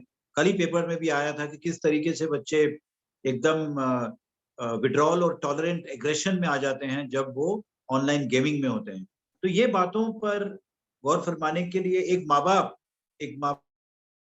किस तरीके से नए बदलती हुई दुनिया के बच्चों को नए सिले से समझें, बिकॉज गुस्सा ह्यूमन नेचर में है, लेकिन हिंसक भावना इतना जल्दी इतनी कम उम्र में ज्यादा होना एक समाज के लिए अच्छी बात नहीं है। I'll request our co-panelists to also add to it. Sir, I would like to add here. यहाँ पे एक बच्चों को एक बहुत छोटी सी एक चीज मैं बोलना चाहती हूँ। जब आप एंगर में रहते हैं, अगर आप उसके आगे एक डी लगाएंगे तो क्या होगा आपका? It becomes danger. तो एंगर में होना मतलब ये खतरे की घंटी होती है। आपको समझ लेना चाहिए कि आप एक बहुत बड़े खतरे के अंदर हैं। आप एंगर के आगे हमेशा डी लिख लीजिए। अगर आपके अंदर कभी गुस्सा आता है, ये गुस्से की भावना कभी कभी, क्योंकि गुस्सा आपका नेचर नहीं है, आपको ये मानना पड़ेगा कि आप एक गुस्सैल बच्चे नहीं हैं। आप हमेशा, you are not a angry child. ये सिर्फ एक फीलिंग है जो कभी कभी आपके अंदर आती है, एक तरह की इमोशन है। जैसे कभी कभी बहुत दुख होता है किसी बात को लेके, या बहुत ज्यादा खुशी होती है, या मम्मा ने बहुत देर तक आपको अलाउ कर दिया आज कि आप सोशल मीडिया या गेमिंग में आप लगे हुए हैं, आपको एक्स्ट्रा टाइम मिल गया। तो वो सारी चीजें, ये फीलिंग्स हैं आपकी। गुस्सा एक तरह का इमोशन है जो कि कई बार मेल्ट डाउन या कभी कभी एग्रेसिव होके आप कभी लैश आउट करते हैं किसी के ऊपर, आप बहुत गुस्से में आप बिहेव करते हैं, जैसे कि सर ने बहुत अच्छे से समझाया। तो इसमें आपको क्या, जब आप गुस्से में होते हैं, गुस्सा आ गया, लेकिन अब क्या करना है? लेकिन गुस्से से पहले एक स्थिति होती है जब आपको पता है कि अब मुझसे कंट्रोल नहीं हो रहा है, अब मैं शायद ब्रेक डाउन हो जाऊंगा, या अब तो बहुत हो गया, इनफ। तो आपको उस समय अपने आप को देखना है कि आपके क्या क्या चेंजेस हो रहे हैं। थोड़ा सा कोशिश करिए, आप अपने एंगर वाले जो मूड है, आप उसमें जाने से पहले आप देखिए आपकी हार्ट बीट अगर फास्ट हो रही है, आपकी शरीर में अगर थोड़ा सा आपके मसल्स अगर थोड़े से पिंच हो रहे हैं, आपको लग रहा है कि टेंसिंग हो रही है थोड़ी सी मसल्स में, आपके दांत अगर कई बार दे क्लेंच देयर टीथ, और कई बार वो बहुत जोर से ना मुट्ठी ऐसे बांधते हैं, you clench your fist, you know. तो ये सारी चीजें हो जाती हैं। फिर आपके पेट में भी कई बार ट्रेमर्स होते हैं। ये सारी चीजें अक्सर गुस्से से पहले होती हैं। तो आप खुद देखिए कि आप कितने डेंजरस स्टेट में है। अगर आपका हार्ट फास्ट है तो आपको आपके दिल पे असर पड़ रहा है, आपके दूसरी मसल्स पे, आपके ब्रेन पे, आपकी बॉडी पे। अगर ये सिचुएशन में आप जाते हैं तो आप देखिए आपकी फिजिकल हेल्थ पे कितना असर पड़ेगा। जब आप थोड़ी सी बात पे गुस्सा करते हैं, आप देखिए नेक्स्ट 2-3 आवर्स आपका मन नहीं होता किसी से बात करने का, आपको लगता है आप सो जाएं, या आपको कई बार रोना आ जाता है। तो ये सारी चीजों को आपको बहुत ध्यान रखना है। गुस्सा आ गया, लेकिन गुस्से को काम डाउन कैसे करना है। और पेरेंट्स को भी, माता और पिता को भी ये देखना चाहिए कि बच्चे को गुस्सा किन किन बातों से आता है। कई बार बच्चे के सीखने की जो लर्निंग, पढ़ाई की वजह से बच्चे को गुस्सा आ रहा है। कई बार होता है कि जैसा कि सर ने कहा, बुलिंग हो जाता है। कई बार बच्चा किसी स्थिति को लेके परेशान है। इस समय आपके समय बड़े फ्रेंडशिप के बड़े इश्यूज होते हैं कि ये मेरा ग्रुप, वो मेरा group, my group is not that cool, मेरे को उस ग्रुप में नहीं शामिल कर रहे हैं। या फिर एक सोशल डिजायरेबिलिटी, मतलब मेरे फ्रेंड्स मुझे अपने साथ नहीं ले रहे हैं। ये सारे इश्यूज हमारे दिल की को बहुत दर्द देते हैं, मतलब बहुत तकलीफ देते हैं। तो इसकी वजह से हम बहुत बार रेस्टलेस हो जाते हैं, बहुत ओवरवेल्म्ड हो जाते हैं, काफी परेशान होते हैं इसको लेके। और कई बार क्या होता है कि हमारे शरीर में हार्मोनल इश्यूज भी हो सकते हैं। सो पेरेंट्स और बच्चों को दोनों को मिलके टीम बना के, हमें अलग नहीं समझना है। पेरेंट्स को कभी भी, आप अपने पेरेंट्स को अपना कॉम्पिटिटर मत समझें। आप मत समझें कि वो दूसरी टीम में और आप दूसरी टीम में, क्योंकि it has to go together. अगर पेरेंट्स बच्चों के साथ टीम अप नहीं होंगे और इन सब चीजों को नहीं पहचानेंगे तो बहुत तकलीफ होने वाली है। तो आपका जो एंगर इशू जब है, आपको लग रहा है कि अब तो मुझे गुस्सा आ गया, अब मेरे हार्ट बीट भी फास्ट हो गए, मुझे मेरे मसल्स में भी टेंशन आ गई है, मेरे दांत भी बहुत जोर से भींच गए हैं, और फिर मैंने गुस्से से अपना पूरा का पूरा मतलब बिल्कुल क्रोध वाला रूप बना लिया। तो इस समय आपको क्या करना चाहिए? आप अगर अवेयर हैं, सेल्फ अवेयर हैं, आप माइंडफुल हैं, उस सिचुएशन में आपने देखा मैं पहुंच गया, तो आपको क्या करना चाहिए? या तो आप वहां से चले जाएं, आप उस जगह से आप निकल जाएं, बिल्कुल you try to walk away, कोशिश करें आप उसमें रिटॉर्ट बैक ना करें, आंसर बैक ना करें अपने पेरेंट्स को या अपने फ्रेंड्स को या किसी को भी। और यू मे काउंट 1 to 10, आप काउंटिंग कर सकते हैं, आप कोशिश करें डीप ब्रीदिंग कर सकते हैं, बॉक्स ब्रीदिंग एक होती है वो आप कर सकते हैं। आप कोशिश करें आप अपने पेरेंट्स से बाद में बात करें, क्योंकि अगर आप भी गुस्सा हैं और अगला भी गुस्सा है, आप अगर देखेंगे कि दो गाड़ियां जब बहुत फोर्स से चल रही होती हैं, बहुत तेज स्पीड से आती हैं, आपने देखा है एक्सीडेंट कितना जबरदस्त होता है, ये आपने लाइफ में देखा होगा, कई बार आपने हाईवेज पे कहीं ना कहीं ऐसे एक्सीडेंट्स देखे होंगे। पर अगर एक भी गाड़ी अगर थोड़ी सी ब्रेक मार देती है या साइड में चली जाती है तो क्या होता है, उसका खतरा कम होता है शरीर पे भी और हर तरह से। तो सिमिलरली आप यही कंसिडर करें कि आप एक डेंजरस सिचुएशन में हैं जहां आपको ब्रेक मारने की जरूरत है, पॉज करने की जरूरत है, थोड़ा रुकने की, सोचने की। सो इट्स वेरी इंपॉर्टेंट कि हम थोड़ा सा ब्रेक मारें, थोड़ा सा वहां से चले जाएं, या कोशिश करें हम काम डाउन करें डीप ब्रीदिंग करके, या किसी से, या घर में अब अक्सर न्यूक्लियर फैमिली होती है, हम कोशिश करें किसी और से बात कर लें। वहां से हमें अपने आप को संभालने की जरूरत है, क्योंकि हमें अपने आप को इस डेंजरस सिचुएशन से निकालने की जरूरत है। So that's about from me sir, that's it. Thank you so much, Fram, for so many inputs and such insightful learning for our students. जैसा कि मैम ने कहा, अपने गुस्से पर, अपने जज्बातों पर थोड़ा ऑब्जर्वेशन स्ट्रॉन्ग कीजिए, अपने बर्ताव के पैटर्न को समझने की कोशिश कीजिए कि ट्रिगर क्या है और सोर्स क्या है। कुछ बच्चे गुस्सा इसलिए भी करते हैं क्योंकि उनके घरों में बड़ों में से कोई एक ऐसा है जो बहुत अग्रेसिव है, तो वो बचपन से वही अग्रेसिव बिहेवियर सीख चुके हैं, तो अब वो भी हर छोटी छोटी बात पर अग्रेसिवली रिस्पॉन्ड करते हैं। तो कारण बहुत हैं, बट जैसा कि डॉक्टर नागपाल मैम और सभी ने ये कहा कि कारण कुछ भी हो उस पर काम करना जरूरी है, समझना जरूरी है कि जड़ क्या है, और वो तभी होगा जब पेरेंट्स, बच्चे, टीचर्स और काउंसलर्स आपस में मिलकर के काम करें।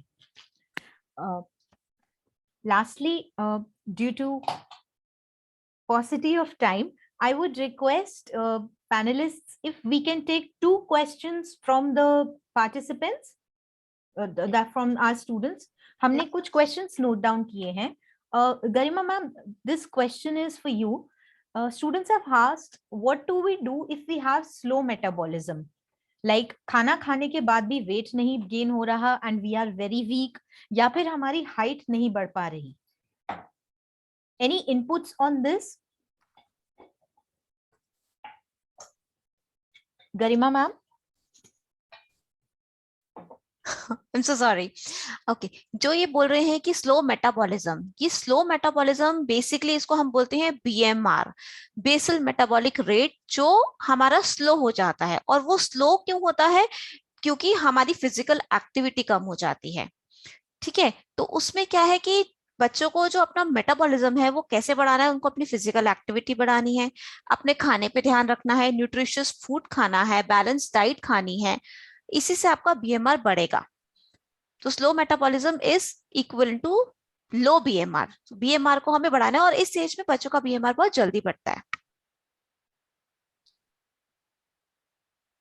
There is one question I would subject it to Dr. Nagpal as well as Hemlata ma'am. The student has asked, can we be happy all the time? No. I think a very brilliant question. The answer remains yes. But the fact that every time only happiness is possible, that may not be the answer yes. Because we can be happy all the time, but happiness will be always around me. ये कोई guarantee नहीं है. I think I'm getting the point very clear. हम ये भी मान के चलें, और हमारी शिक्षा का एक उद्देश्य ये भी है और लक्ष्य भी यही है कि हर परिस्थिति के साथ हमें जूझने की शक्ति मिलती जाए।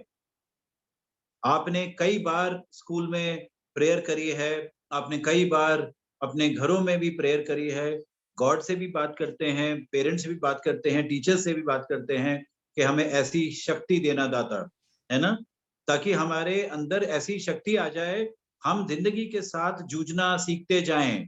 क्योंकि उतार चढ़ाव, अंधेरा, उजाला, दुख, दर्द, परेशानियां सब मिलते रहेंगे, सब आते रहेंगे, हम खुश रह सकते हैं। तो सवाल पूछा है ना, can we be happy all the time? Yes, we can still be happy all the time, but the world around me will be always happy, ये कोई गारंटी नहीं है। लेकिन हम अपनी दुनिया को, अपने मन की दुनिया को ये मान के चलें कि हम सिचुएशंस के साथ चलने को तैयार हैं। ये पॉसिबिलिटी तो हमारे अंदर, हमारी शक्ति है, और हमें माँ बाप और हमारी टीचर हमें रोज ये देते हैं। हम इसको जीवन कौशल शिक्षा भी कहते हैं। हेमलता मैम बताएंगी, इसको लाइफ स्किल्स एजुकेशन भी कहते हैं। और लाइफ स्किल्स एजुकेशन में प्रथम क्या है, सब आप सोचिएगा। सबसे प्रथम है सेल्फ अवेयरनेस। मैं अपने बारे में, अपनी ताकतों के बारे में, अपनी कमजोरियों के बारे में पहचानूं और जानूं। पता लगना चाहिए कि मेरे अंदर कौन सी कमजोरियां हैं, कौन सी ताकतें हैं। टीचर का भी काम है ये समझाना, माँ बाप का भी काम है ये समझाना। Then we will improve, as you are saying rightly, not only our learning power, but our emotional power also. Learning power comes through the IQ mainly, and our overall capacity to deal with life comes with our emotional capacity also. तो ये सब जोड़ के हम चलेंगे तो हम खुश रहेंगे, क्योंकि हम तैयार हैं। हम प्रिपेयर्डनेस में रहेंगे तो हम खुश रहेंगे, क्योंकि हम तैयार हैं कल के लिए।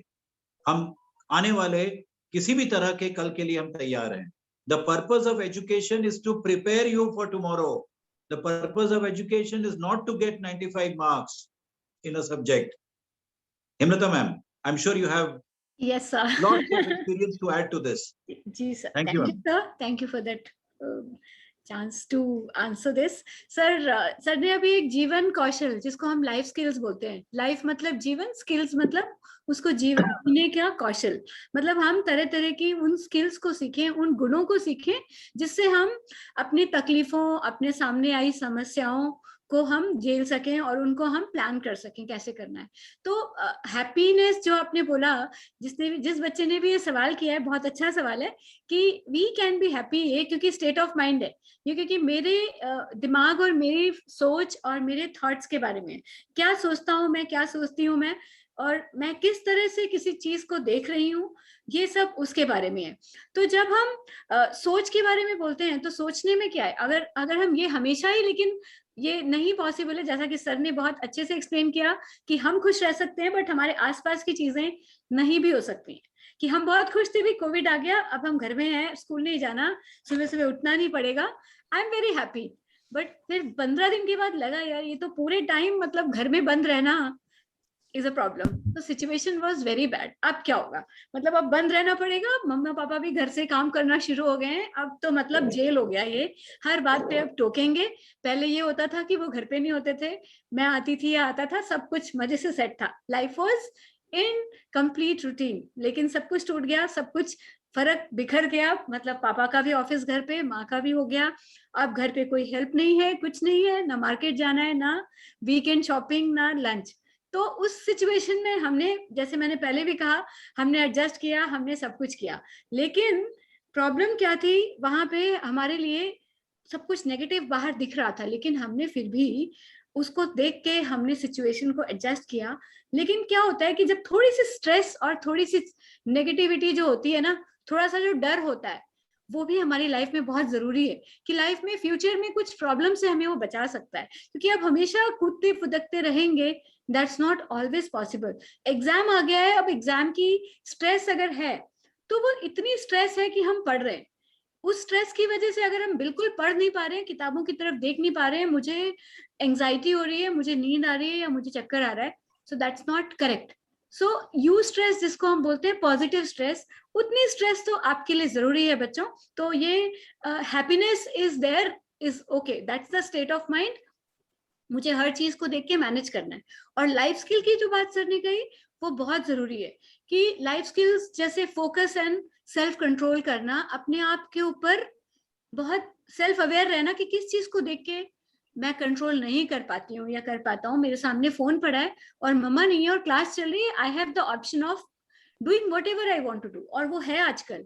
लेकिन यहाँ पे जो आपका एक इस समय आपकी प्रायोरिटी क्या है, आप अपने इम्पोर्टेंट चीजों को समझें, जो आपके लिए अभी जरूरी है वो चीजें समझें, क्योंकि 24 घंटे का टाइम है, उसमें आप ये सब कुछ कर सकते हैं, आप सब कुछ कर सकते हैं, लेकिन बैलेंस करके। जैसे आपके पेरेंट्स आपको एक थाली में खाना देते हैं, जैसे मैम ने कहा वो हेल्दी थाली जो होती है, life is exactly like that. तो आप सिर्फ चावल नहीं खा सकते, सिर्फ आप रोटी या सिर्फ दाल नहीं खा सकते, सब कुछ चाहिए होता है ना। कई बार आप चटनी भी डिमांड करते हैं अपनी मम्मा से कि आपने चटनी क्यों नहीं बनाई, या ये वाला अचार चाहिए मुझे। So everything is needed in life. So balance आपको जरूरी है, आप अपने आप को फोकस करें, कंट्रोल करें, और दूसरों के नजरिए को समझें। हमेशा अपने पेरेंट्स की बात को समझने की कोशिश करें। मैंने जैसे कि बोला, मत समझिए कि वो आपके कॉम्पिटिटर हैं, वो आपके साथ हैं इस लाइफ में। अगर आप उनको साथ लेना चाहें, शेयर करें। आप नहीं समझ रहे आपकी बात, अक्सर ये डायलॉग सर ने जैसे बोला कि मेरी बात ही नहीं समझ में आती, उन्हें पता नहीं क्या करना चाहते हैं, दे डोंट अंडरस्टैंड। सो ये गैप तो रहने वाला है, हमारे साथ भी होता था, लेकिन आपको समझने की जरूरत है उनके भी पॉइंट ऑफ व्यू को, पर्सपेक्टिव जिसको हम बोलते हैं, एक नजरिया जिसको बोलते हैं, और अपनी बात कहना बिना गुस्से से, बिना एंगर के साथ अपनी बात को कहना, असर्टिव होके ना कहना किसी चीज में, करेक्ट डिसीजन लेना। ये सारी चीजें आपके पास, सारी चॉइसेस हैं आजकल।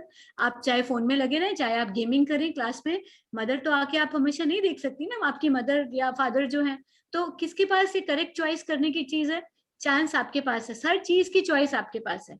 आप अगर ये सोचते हैं कि आपको रोका जा रहा है, तो आपको वो समझाने की कोशिश कर रहे हैं कि बेटा इस समय आपको अपनी क्लास के बारे में सोचना चाहिए जो मैम पढ़ा रही है, नहीं तो फिर आप ट्यूशंस, रेफरेंस बुक्स, इन सब पे आपको जाना पड़ेगा। दूसरी चीज होती है कि आपस में जुड़ के चलना, एक दूसरे के साथ टीम वर्क में रहना, समझदारी के साथ किसी की बात को सुनना बहुत जरूरी है। क्योंकि आपने अगर 99% मार्क्स तो ले लिए, अगर आपको डीलिंग नहीं आ रही है, लोगों के साथ मिलजुल के काम करना नहीं आ रहा है, तो कोई फायदा नहीं है। चाहे मैं किसी कंपनी का सीईओ बन जाऊं, अगर मुझे अपनी टीम को मैनेज नहीं करना आ रहा है, मुझे उनसे बात करनी नहीं आ रही है, मुझे उनसे काम करवाना नहीं आ रहा, without getting angry, without getting very aggressive, तो my marks are of no use. So it's very important to learn life, to take challenges as they come to you, because life जो है बहुत unpredictable है। Covid के बाद, Covid से अच्छा हमारे लिए कोई टीचर नहीं है। Everything is very unpredictable, everything is completely can change, you know। जो एक लाइफ का लैंडस्केप है, Ma'am, बिल्कुल I चेंज हो have a सकता है। ये doubt. सीनरी जो हमारे सामने चल रही है, फट से बदल जाती है, ठीक है।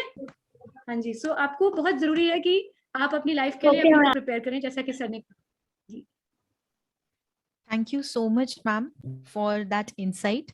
And with your permission, I would request to conclude the session on behalf of all the students, parents, and everyone at DLF Foundation. I would like to thank all our guest speakers for their valuable inputs as well as their time they shared with our scholars. Now, I request Dr. Amita Vatil to kindly say a few words. Thank you very much, Pratishta ji. Thank you so much. सबसे पहले मैं कहना चाहूंगी कि इतनी patience से हमारे सारे पार्टिसिपेंट्स हमारे साथ जुड़े रहे, हमारे सारे बच्चे, और बहुत सारे मैं क्वेश्चंस देख रही थी जो हम नहीं आंसर कर पाए, क्योंकि जैसे आपने कहा वक्त की कमी थी। कोई पूछ रहा था कि मैं अपना एंगर कैसे कंट्रोल करूं, तो कोई पूछ रहा था स्ट्रेस को कैसे हटाऊं, तो कोई कह रहा था कि मैं खाता बहुत हूं पर फिर भी पतला हूं तो क्या करूं। तो तरह तरह के सवाल जवाब आ रहे थे। आई होप कि जो आपने सुना होगा उससे आपको कुछ जवाबों का, आपके कुछ मसले सही हुए होंगे। इसमें मैं ये कहना चाहूंगी कि जिस तरीके से हमारे जो गेस्ट स्पीकर्स आए हुए हैं हमारे बीच में, हेमलता जी थी, गरिमा जी थी, हमारे डॉक्टर नागपाल थे, इतनी संजीदगी से और इतनी सुगरता से उन्होंने हर चीज को हमें समझाया, हमें बताया, और मैं बहुत ही शुक्रगुजार हूँ हमारे स्पीकर्स की कि उन्होंने इतना अच्छा बोला और हम सबको इतना अच्छा सुनाया। So thank you again, and namaskar, Dr. Nagpal, for your wonderful time. Lovely. Thank you. Garima ji and also Hemlata ji for being here with us. And I know that we are going to come back to you again for all this. anytime, अभी ma'am. किसी ने ये भी पूछा जाते जाते, हेमलता जी कोई ये भी पूछ रहा है कि मुझे बहुत हंगर है, मैं क्या करूं, मुझे बहुत भूख लगती है। तो डॉक्टर नागपाल जरूर कहेंगे भाई खाते रहो, कोई कहेगा चलते रहो, वो कहेंगे खाते रहो भाई। खाना कभी कम नहीं वर्म्स करना ना हो है। डॉक्टर नागपाल, वर्म्स ना हो, ये भी डर है। हाँ, Absolutely. So, ये देखना है। एनीवे, पर मैं ये कहना चाहूंगी कि प्रतिष्ठा जी जो है हमारी, कितनी खूबसूरती से इन्होंने पूरा सेशन संभाला है बहुत और अच्छा, इतने very nice. अच्छे सवाल तैयार किए हैं। और डॉक्टर नागपाल, मैं आपको बताना चाहूंगी कि प्रतिष्ठा जी पिछले 10 दिनों से यही एक कार्यक्रम कर रही हैं, वेबिनार पे वेबिनार रोज आगे बढ़ा रही हैं और कर रही बहुत हैं, अच्छा, very और good. इनकी टीम भी बहुत अच्छी टीम है इनके साथ। तो Thank मैं you so उनकी भी much, ma'am. शुक्रगुजार हूँ, हमारे सारे काउंसलर्स की जो इनके साथ काम करती हैं, और Very good. हमारी Thank you so Excellent. much for head your है words, उनकी ma'am. Doctor Meenakshi R Singh. So thank you very much and namaskar and God bless you again for being with us. Thank you so much, Pratishtha. Thank you to all of Glad you to and close this thumbs session. up to all. Thank you, Wonderful beta. Bye bye. episode. Thank you so much. ma'am. Bye, beta. Thank you, ma'am. Thank you, ma'am.